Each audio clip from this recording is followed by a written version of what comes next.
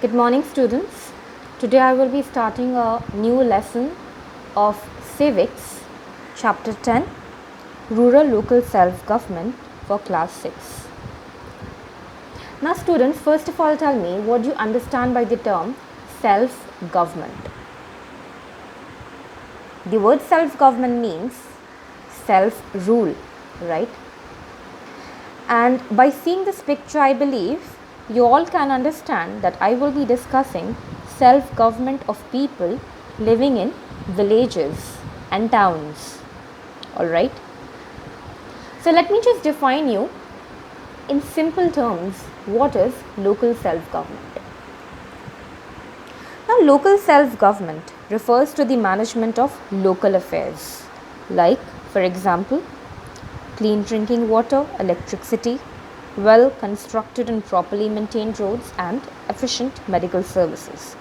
All these are local affairs which are handled by the local people itself or by the representatives. Okay, so why do we need such local self-government when we already have a government who is looking after us?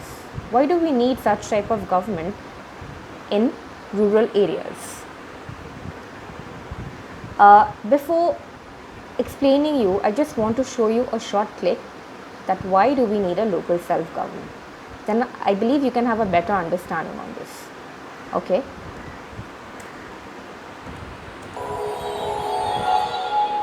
Imagine a community of people in need of administrative leadership. A small community of say 20 people can have one leader. But what about 100 people? What about 1,000 people? What about millions? In short, what about an entire nation? The larger a group or community, the more difficult it becomes for a single point of authority to govern it quickly. A country as large as India can't be ruled from one place. This is why we have many states, each with its own government. These states are divided into districts, townships, and villages. The smallest unit of governance in India exists on the village level. It is known as the panchayat. Yes.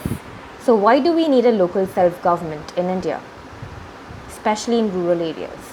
Because India is a very vast country where there are number of cities, number of villages, and number of districts, right? And it will be very difficult to attend to the administration and the problems of such a whole country by a single government. So to make the governance easy and more efficient, local self-governments have been formed. All right. Now, what is the need of the local self-government?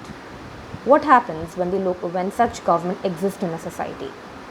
These type of government are very effective in managing the local affairs like clean drinking water, proper maintained roads, and proper medical facilities. And who look after it? It is handled by the local people because they know their problems well and can suggest better solutions. All right.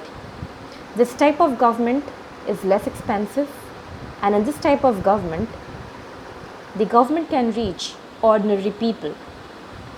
Okay. Now, this is a picture of the structure of the local self-government. Now, in India, there are two types of local self-governing bodies. That is, in rural areas and urban areas. In rural areas like in villages and in towns, Panchayati Raj system exists.